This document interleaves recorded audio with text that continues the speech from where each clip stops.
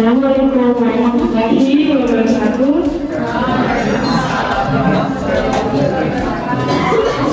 Selamat sore untuk Ibu dosen pelaku, Ibu dosen Pulasari, dan untuk teman-teman sekalian yang telah menanti Ibu Dewi Pulasari sebagai dosen pelaku mata pelajaran yang kita lakukan sekarang. Dan saya hormati juga teman-teman yang ada di sini.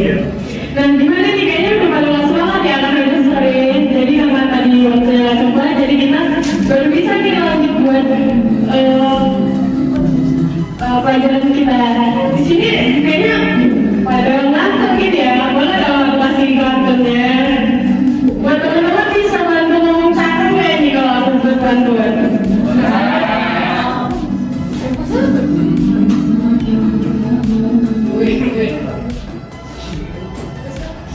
Pergi ke desa naik taksi, beli soto pakai nasi, ayo perhatikan ke sini, jangan mikirin dia ya lah pasti. Kalau udah mulai capek nih kan, pasti pikiran aku udah pada keluar ya, udah nggak fokus di sini. Jadi aku minta ya perhatian teman-teman sebentar aja buat presentasi kita hari ini. Jadi dimulai ya teman-teman. Jadi kami dari kelompok 3 akan disebutkan materi kami berjudul bicara di depan publik dan contoh public speaking. Nah, yang pertama-tama aku bakal baca dulu ya elements dari mata kuliah yang bakal kami baca ini. Yang pertama itu ada cara bicara di depan publik. Yang materi pertama pernapasan dan artikulasi yang akan dibacakan oleh rekan saya Anastasia. Dan yang kedua yaitu ada intonasi dan juga yang akan dibacakan saya sendiri selaku moderator. Dan yang selanjutnya yaitu Pasiana sebagai ritme dan pitch. Selanjutnya yaitu adalah Raffi yang akan membacakan materi volume. Cindy yang akan membacakan slide, Alvin yang membacakan dialek, dan video sebagai pesan gestur. Dan untuk materi public speaking virtual akan dibacakan oleh Pranto sebagai jaringan internet stabil, Raffi yang membacakan cek peralatan pendukung, dan juga ada Alvin yang akan membacakan tidak ada suara bising. Nah, sebelum kita memulai semuanya, saya perkenalkan nama saya Aisyah Triananda selaku moderator, dan teman-teman saya yang lainnya belum memperkenalkan diri. Perkenalkan, nama saya Rofian Yulianspa sebagai pemateri. Perkenalkan, nama saya Taufik Suresh sebagai pemateri. Perkenalkan, nama saya Armando Christopher sebagai pemateri. Perkenalkan, nama saya Don Nobol sebagai pemateri. Perkenalkan, nama saya Cynthia Baru sebagai pemateri. Perkenalkan, nama saya Usiana Semorang sebagai pemateri. Perkenalkan, nama saya Anastasia sebagai pemateri. Baik, yang pertama-tama saya akan membacakan tujuan dari pembelajaran tadi hari ini. Tujuan dari topik yang kami ambil adalah menggunakan bahasa tubuh yang baik untuk berbicara di depan publik dan juga berbicara di depan publik secara efektif, profesional, baik langsung maupun secara tidak langsung ataupun virtual. Nah, pasti teman-teman tidak sabar walaupun terlihat membosankan ya misalnya semuanya. Jadi untuk materi pertama akan dibawakan oleh rekan saya Anastasia.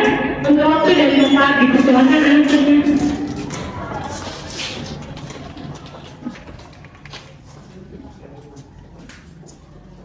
Terima kasih atas kesempatannya kepada moderator. Di sini saya akan menjelaskan materi mengenai cara bicara di depan publik, yaitu cara bicara yang pertama adalah pernapasan. Pernapasan itu berarti untuk mengeluarkan suara, bukan udara melalui pernapasan. Pernapasan yang baik akan menghasilkan kualitas suara yang baik pula. Kemudian ada beberapa contoh dari pernapasan yang menghasilkan suara yang terbaik. Yang pertama yaitu yang dimana nanti pada akhirnya kalimat tersebut menjadi salah arti maupun salah intonasi. Contohnya yaitu seperti seharusnya kalimat ini dibaca bila ingin lembut, Bapak diminta untuk membuat kopi. Namun karena kesalahan dalam berbicara, kesalahan dalam mengatur pernapasan itu menjadi bila Bapak lembut, Bapak ingin diminta ada tarikan nafas ketika dia ingin berbicara. Maka dari itu adalah penggunaan kata yang tidak tepat sehingga membuat para audiens itu tidak mengerti akan apa yang pesannya itu ingin disampaikan. Kemudian ada latihan pernapasan untuk kualitas suara yang baik. Yang pertama yaitu latihan pernapasan perut. Nah, tutorialnya yaitu yang pertama, kita duduk atau berdiri tegak, tetapi tetap santai. Namun yang kedua, kita bisa mengaitkan tangan kanan dan tangan kiri di bawah pusar. Kemudian kita menarik nafas dan keluarkan. Yang ketiga yaitu bisa dengan cara menarik nafas seperti mengucapkan kalimat A tapi tidak bersuara. Lalu keluarkan. Dan keluarkannya juga menggunakan kalimat seperti tapi tidak bersuara karena kita memakai mikrofon. Kemudian yang ketiga yaitu ada seperti tadi, kita menarik nafas, kemudian mengeluarkan dengan desis seperti teman-teman. Next, yaitu ada langkah dalam berbicara. Setelah latihan berbicara kita membaca, yaitu untuk melatih kita agar lebih rileks dalam menjelaskan di depan publik yaitu atau di depan para audiens. Nah, sebelum kita mulai itu, tadi kan latihan yang sudah saya sampaikan, latihan pernapasan, kita setelah itu latihan membaca. Di sini saya akan membaca latihan dalam 1 kali tarikan nafas. Jadi, secara walaupun ada koma, walaupun ada titik, kita tetap untuk membaca itu sekali 1 tarikan nafas. Di sini saya ngambil yaitu I have tried this before, tapi nggak tahu kayaknya saya sendiri juga terlalu belum jelas dalam membaca ini. Kalimatnya seperti setiap bisnis atau industri yang memberikan upah sama kepada orang yang berprestasi rendah maupun berprestasi tinggi, cepat atau lambat akan memiliki lebih banyak orang yang berprestasi rendah daripada orang yang berprestasi tinggi. Nah, itu harusnya dalam 1 tarikan nafas ya teman-teman, agar suara yang kita keluarkan itu menjadi jelas. Ya, itu selanjutnya ada artikulasi atau penjelasan dalam berbicara. Bicara dengan jelas sangat penting karena ketika kita berbicara di depan publik itu baik untuk para audiens dapat mendengarkan kita dengan nyaman sehingga apa yang kita jelaskan itu tersampaikan.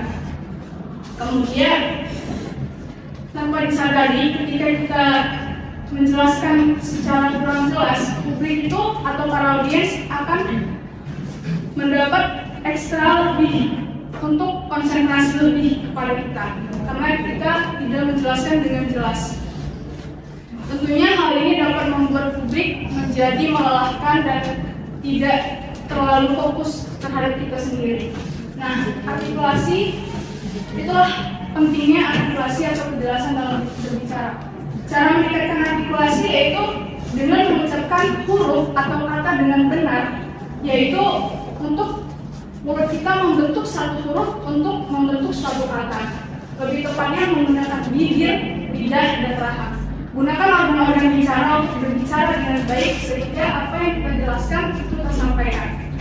Kemudian kesalahan umum dalam artikulasi. Kesalahan umum dalam artikulasi ini seringkali kita ucapkan yaitu biasanya Indonesia menjadi Indonesia, terus kalau menjadi kalau, kemudian ada introspeksi menjadi introspeksi. Seperti itulah kesalahan umum yang sering kita lakukan di saat menjelaskan di depan teman-teman. Kemudian kesimpulan yang bisa saya dapatkan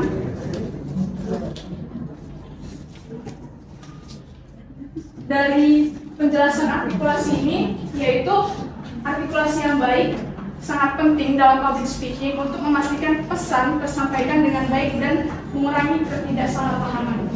Terima kasih. Saya kembalikan ke moderator.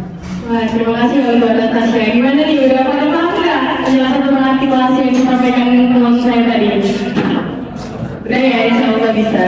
Nah, untuk materi selanjutnya yaitu ada materi selanjutnya ada intonasi.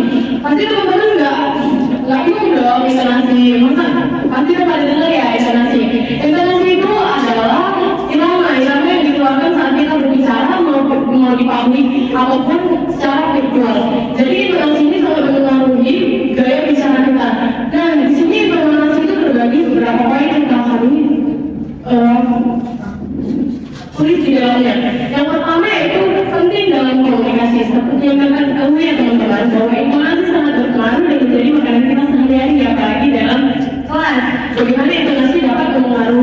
salah satu tindakan kita, misalnya nih intonasi kita lagi marah, kita lagi gembira, atau kita lagi sedih. Jadi apa yang disampaikan lebih cepat gitu dapat direspon oleh audiens ataupun lawan bicara kita. Nah yang selanjutnya itu adalah menggambarkan emosi. Gimana nih kalau kita bicara tapi nggak ada emosinya, kayak misalnya nggak ada intonasinya, kita cuma bilang aku bosan. Tapi orang tuh nggak tahu ternyata kita bosan. Kayak aku marah, tapi kita bilang sambil senyum banget, nggak tahu dong kalau kita marah. Tapi kalau kita bilang aku marah, gitu kan dia nggak tahu ya. Nah yang selanjutnya itu adalah intonasi dan aksen. Nah intonasi dan aksen ini punya banyak ragamnya ya teman-teman. Seperti di kelas kita sendiri, intonasi dan aksen sangat banyak sekali kita penuhi karena di dalam kelas kita ini sangat beragam. Ada yang retis belakang, Jawa, Paru. Nah kalau yang sehari-hari orang Jawa mungkin aksennya lebih berbeda ya. Cuma kalau teman-teman yang Batak gimana nih? Pasti kita dengar kayak wow gitu ya. Karena ada dari pengalaman saya sendiri. Jadi ada salah satu teman di kelas kita waktu memuji sesuatu, keren banget gitu. Jadi ternyata aksennya bagus ya gitu. Jadi cuma jadi kita bisa lebih kayak apa ya, kita punya energi banyak gitu. Aksen kita nggak steady kayak bosan, kalian kan jauh banget ya. Tapi kalau misalnya teman kita yang lain yang mungkin bahasa keren banget gitu, pasti kita lebih energi ya, kita lebih seru gitu dengarnya. Apalagi teman-teman yang lain mungkin ada yang tahu ya, karena kita seharian sama gitu.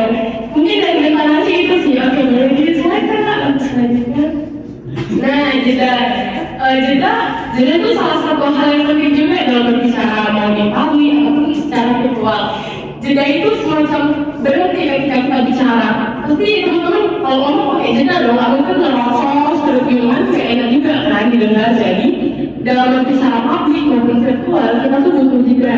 Jeda itu terbagi dari beberapa aksen di dalamnya.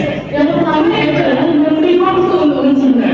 Dalam biasanya kita ketemu ini di dalam webinar ataupun dalam kayak event-event di lain ataupun itu presentasi dari dosen kita ya.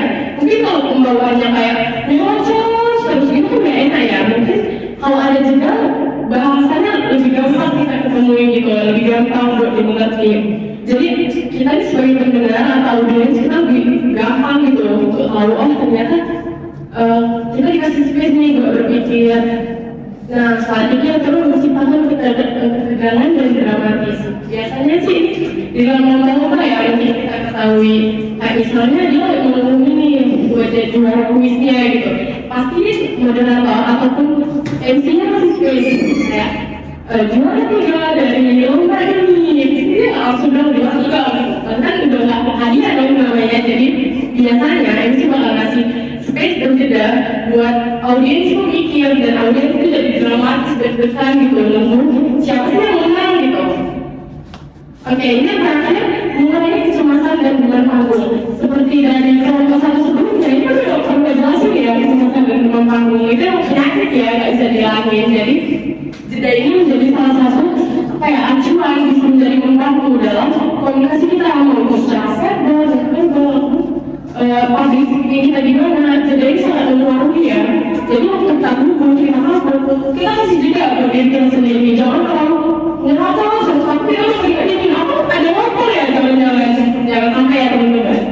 Jadi jeda itu sangat efisien untuk membantu kita menelaah lagi dan menyusun pikiran kita lagi nih untuk mencerna apa sih yang mau kita omongkan biar gak buyar gitu. Mungkin dari intonasi dan jeda, saya bisa kasih ke ya teman-teman. Mungkin kalau ada yang kurang nanti bisa kita omongin lagi bareng-bareng. Untuk materi selanjutnya mengenai ritme dan pitch akan disampaikan oleh rekan saya Hasia. Waktu duduk lagi silakan.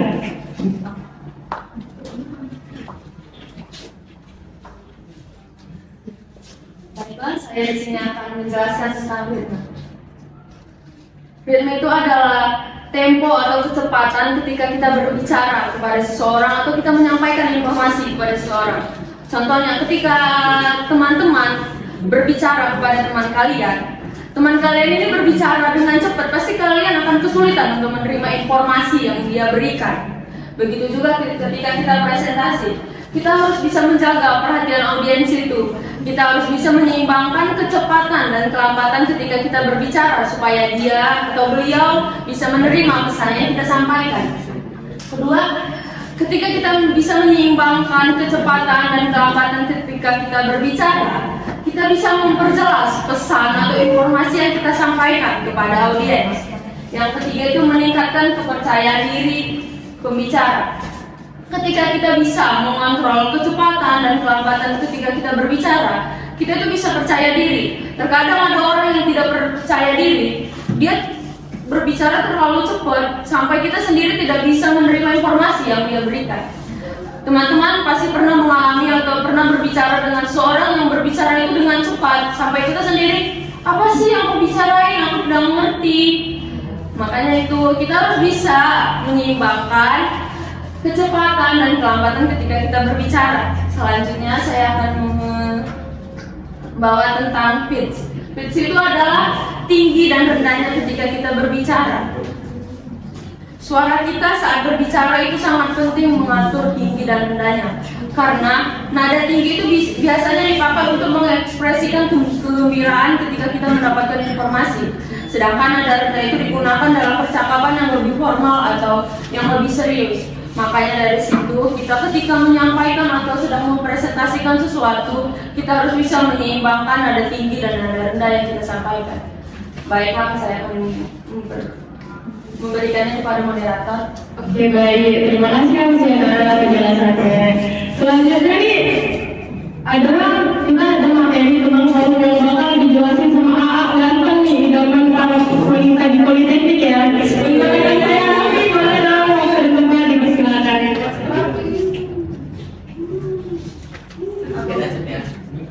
Volume suara. Volume suara adalah kekerasan yang dihasilkan pada saat berbicara. Pada waktu berbicara di depan publik, pastikan suara dapat didengar oleh semua orang maupun audiens. Yang ada di ruangan mulai yang duduk di paling depan hingga yang duduk di paling belakang. Kurangi volume apabila ruangan dan audiens cukup. Ruangan kecil dan audiens cukup sedikit. Anda bisa menambahkan volume suara apabila ruangan cukup besar dan audiens cukup rendah. Namun, bila ruangan sangat luas dan juga audiens sangat banyak, lebih baik menggunakan mikrofon dan dibantu dengan sistem pengeras suara. Bila sudah menggunakan mikrofon, Anda tidak perlu lagi berteriak karena volume sudah bisa diatur menggunakan sistem pengeras suara dan terdengar melalui sistem pengeras suara. Jika kita berbicara menggunakan mikrofon, pastikan hal-hal ini sudah benar sehingga kita tidak mengganggu penampilan kita. Yang pertama yaitu ketinggian mikrofon. Ketinggian mikrofon paling rendah adalah sebatas dagu seperti ini, dan yang paling tinggi adalah sebatas mulut seperti ini. Jarak mic dengan mulut memang tidak ada ukuran bagusnya. Namun kira-kira kamu bisa memastikan mic berada di 5 sampai dengan 15 cm sesuai dengan volume suara yang akan kamu keluarkan. Yang ketiga, pastikan mikrofon sudah dalam keadaan on, sehingga kamu tidak lagi perlu untuk mengetuk-ketuk, mentiup-tiup, menghalo-halo, dan bahkan kamu goyang-goyang. Yang keempat yaitu melepas mic atau menaik turunkan mic. Pastikan kondisi mic sudah dalam keadaan off dan arahkan mic condong ke atas agar tidak terjadi storing dan dapat mengganggu para audiens. Untuk melatih volume suara, kamu bisa mengucapkan siapa yang tertawa di sana sebanyak 5 kali dengan suara yang semakin keras namun nada yang tetap. Dan kamu juga bisa mengucapkan kamu betul-betul hebat sebanyak 5 kali dengan suara yang semakin pelan namun dengan nada yang tetap. Demikian saya kembalikan kepada moderator. Terima kasih untuk Aki, materinya keren sekali ya. Untuk selanjutnya ada materi tentang ritme, tentang slang yang akan dibawakan oleh rekan saya Cynthia.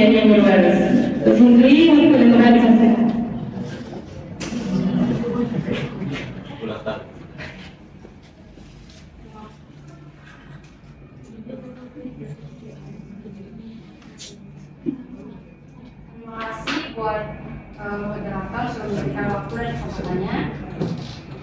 Slang adalah kata-kata yang tidak terdapat di dalam KBBI, Kamus Besar Bahasa Indonesia. Nah, slang sering juga kita dengar dan kita gunakan di dalam kehidupan kita sehari-hari. Contohnya seperti santuy. Kata gaul merupakan plesetan dari kata santai yang artinya bebas dari rasa tegang. Nah, dan kedua itu positive vibes. Kata gaul yang artinya kelakuan yang baik. Dan yang sekarang itu adalah sigma. Kata gaul yang artinya keren atau dan sebenarnya ada juga yang sering di kalangan kita yaitu media. Media sering kali mengatakan ke kita, "Dan lalu yang kali," gitu kan. Mungkin itu kata keren dari panik. Gitu. Nah, fungsi slang digunakan untuk membuat suasana menjadi lebih hidup dan tidak terlalu kaku. Di dalam presentasi, pidato ataupun public speaking, lebih baik kita hindari kata slang tersebut karena tidak semua audiens mengerti. Dan jangan digunakan pada konteks yang formal. Terima kasih. Saya serahkan kepada moderator. Terima kasih untuk rekan saya Siti. Sebenarnya sudah mulai bosan ya teman-teman, tapi sabar ya, sebentar lagi kita bakalan selesai kok. Selanjutnya tinggal sedikit materi lagi kita bakalan pulang. Nah, untuk materi selanjutnya ada dia akan dibawakan oleh rekan saya yang tidak kalah ganteng kayak dari Kak Arafi, ada Mas Alvi nih. Waktu coba dipersilakan.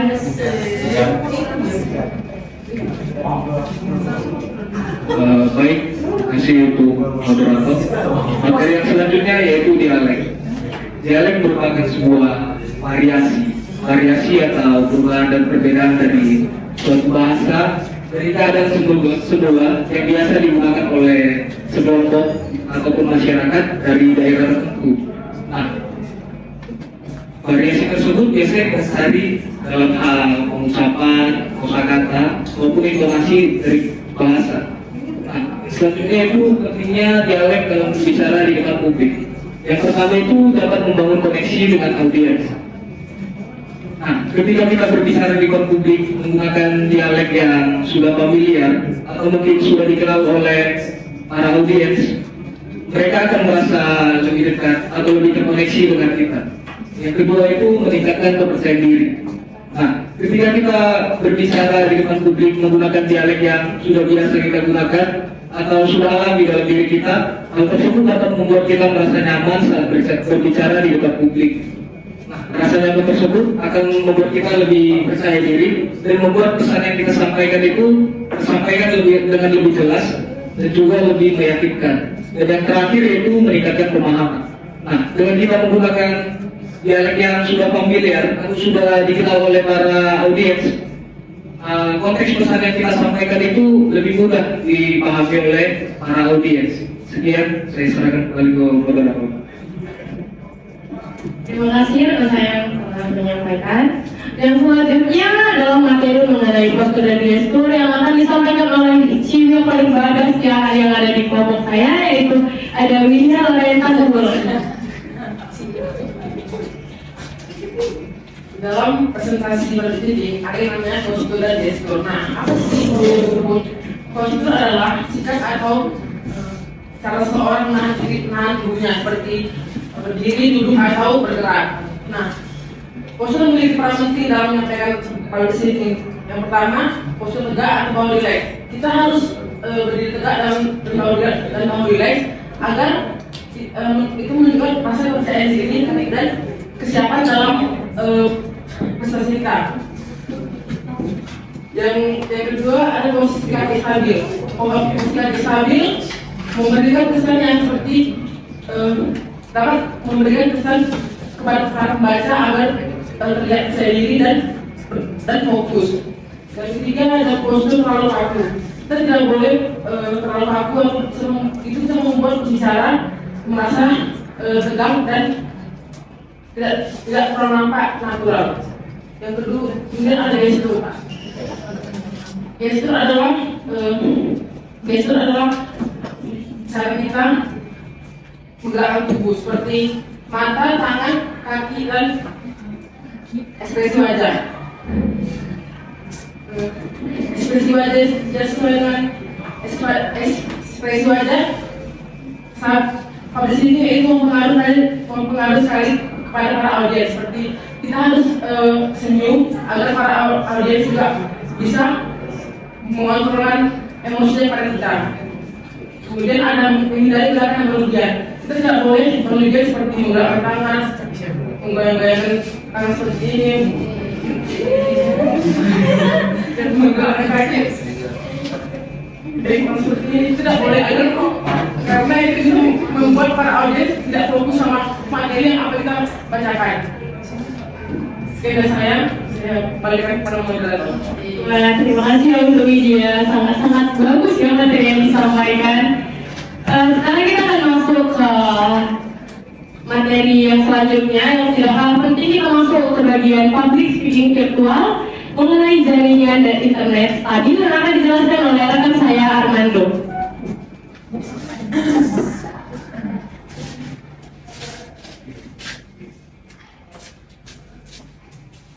Baik, saya akan menjelaskan tips jaringan internet stabil. Oke, guys, gini caranya. Misal kalian ini ada kepentingan Zoom atau yang lain lagi itu kan, kalian bisa datangi warkop atau warkop tempat sepi biar stabil. Itu yang pertama. Dan yang kedua, tutup aplikasi yang tidak penting untuk mengurangi gangguan dan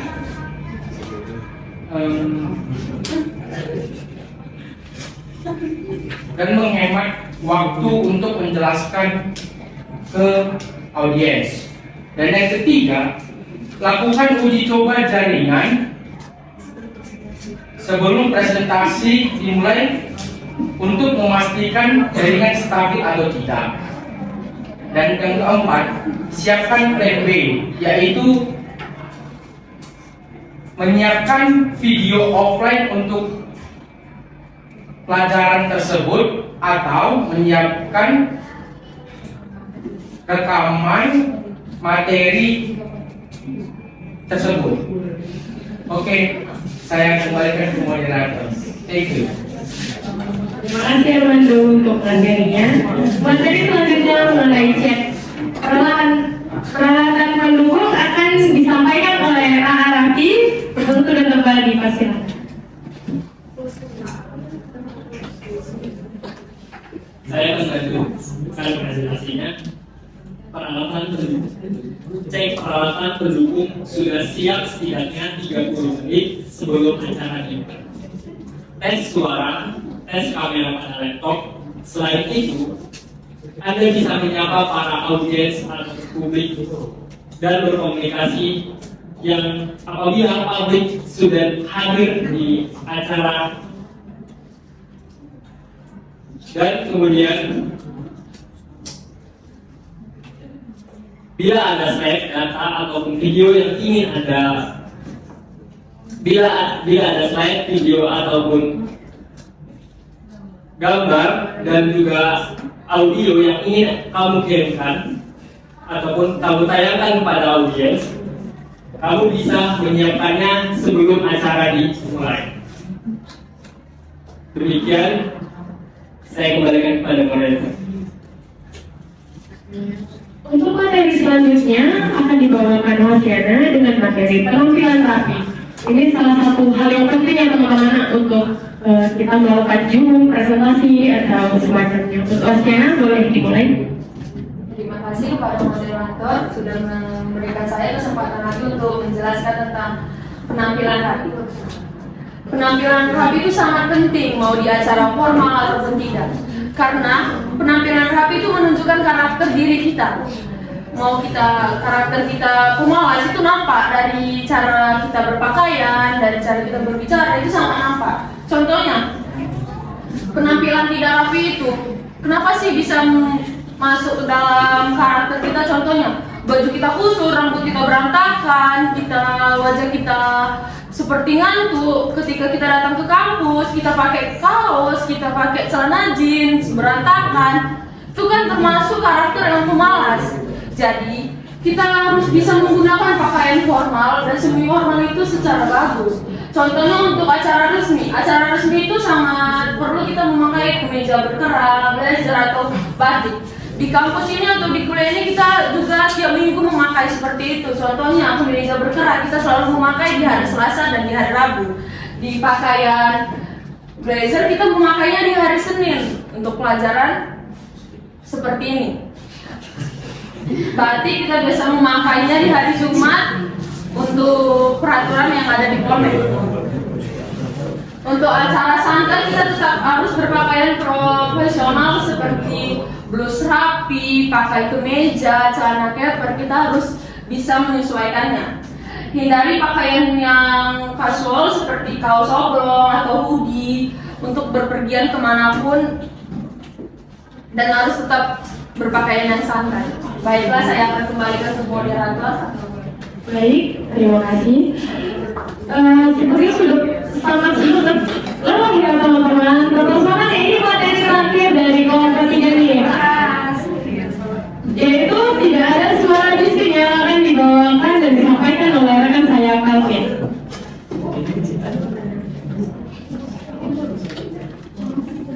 Baik, saya ucapkan terima kasih kembali untuk kesempatannya kepada moderator. Materi kami terakhir yaitu tidak ada suara bising. Nah, tidak ada suara bising dalam virtual public speaking merupakan hal yang sangat penting nih dalam virtual public speaking. Karena dapat memastikan komunikasi kita itu efektif dan pesan yang kita sampaikan itu juga tersampaikan dengan jelas.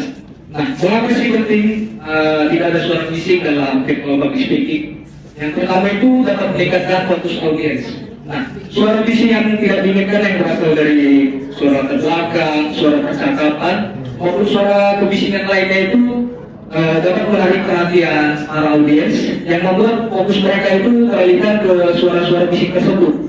Yang dimana jika tidak ada suara bising tersebut, fokus audiens itu bisa tertuju kepada para pembicara dan juga pesan yang ingin kita sampaikan. Yang kedua itu memastikan kejelasan komunikasi. Nah, di dalam komunikasi virtual terutama melalui platform seperti Zoom, Google Meet ataupun Microsoft Teams, suara merupakan suatu hal yang sangat penting nih dalam virtual public speaking. Jika ada suara-suara yang bising, maka suara pembicara itu akan terputus-putus maupun terdistorsi, yang membuat pesan yang disampaikan pembicara itu menjadi lebih sulit diterima oleh para audiens. Dan yang terakhir yaitu meningkatkan kredibilitas pembicara. Nah, suara bising yang tidak terkendali itu dapat memberikan kesan bahwa pembicara itu tidak mempersiapkan ruang yang tepat untuk memberikan materi virtual public speaking, yang dimana kesan tersebut dapat memberikan kesan kepada audiens bahwa kredibilitas pembicara itu tidak bagus. Sekian dari saya serahkan kembali ke moderator. Baiklah teman-teman sekalian, jadi mungkin sekian materi dari poin yang kami sampaikan, cara berbicara di depan publik dan berbicara public speaking virtual. Mungkin teman-teman di sini ada pertanyaan yang bisa dan kami bantu jawab. Sudah terlihat lelah semua ya teman-teman.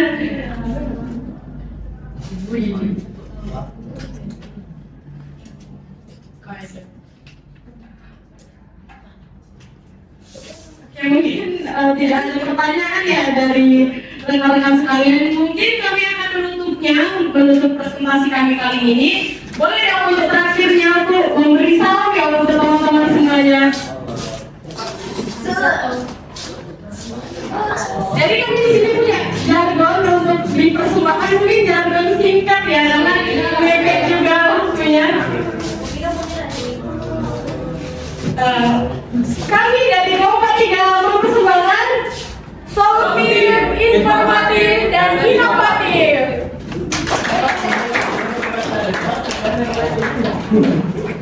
Pertemuan terakhir nih sebelum penutupan, izin ya Bu, izin ya teman-teman semuanya.